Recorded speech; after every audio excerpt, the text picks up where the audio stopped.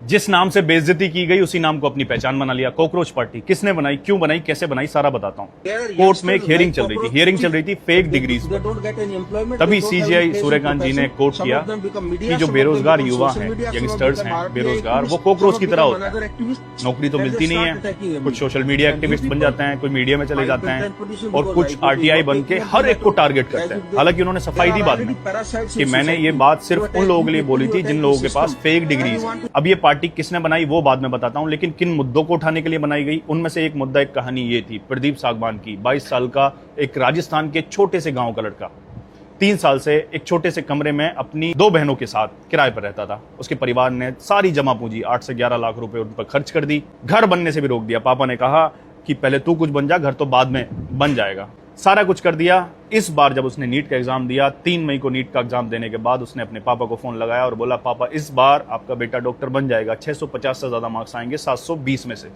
तो अच्छी रैंक आएगी। लेकिन फिर पेपर लीक होता है और जो भी हुआ आप सब जानते हो। वो जिस पे इतनी सारी जिम्मेदारियां लेकर चलते हैं ना, अक्सर वो बेटे जिन पे भार होता है पूरे परिवारों का, वो सहन नहीं कर पाया और खुद को उसने खत्म कर दिया। इन मुद्दों को उठाने के लिए ये पार्टी बनाई गई फाउंडर के हिसाब से। महाराष्ट्र के औरंगाबाद का एक लड़का अभिजीत, जब ये कॉकरोच की बात सुनी तो इस कॉकरोच की बात को बेइज्जती ना मानकर उसने पहचान बनाने की ठान ली। एक ऑनलाइन पार्टी बना दी, कॉकरोच जनता पार्टी, और उसमें अनबिलीवेबल उसने कंडीशन डाली कि कौन कौन उसको ज्वाइन कर सकता है। उसमें फॉर्म डाला उसने कि आप, पहली कंडीशन ये है कि आप पढ़े लिखे बेरोजगार होने चाहिए, मतलब आपके पास डिग्री हो लेकिन आप बेरोजगार होने चाहिए। दूसरी, आप आलसी हो, मतलब आपको देश बदलने की आप में जुनून होना चाहिए लेकिन आप आलसी होने चाहिए। तीसरा उसने डाला कि आप ऑनलाइन रहने के आदी होने चाहिए, हर वक्त फोन चलाने वाले जो लोग होते हैं ना, वो कंडीशन डाली। और चौथा, आपको भड़ास निकालना आना चाहिए, किस तरह से पॉजिटिव वे में अपनी भड़ास को आप निकाल सकते हो जो सही डायरेक्शन में जाए।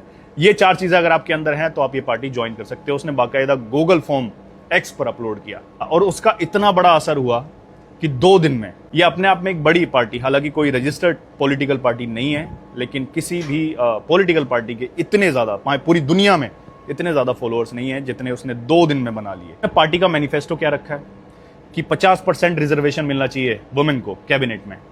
जो भी एमएलए या एमपी कोई भी डिफेक्टिव है तो उसको 20 साल से इलेक्शन के लिए बैन कर देना चाहिए। जो मीडिया, जो एंकर्स हैं, उनके अकाउंट का इन्वेस्टिगेशन होना चाहिए, और भी कई सारी कंडीशंस उन्होंने रखी।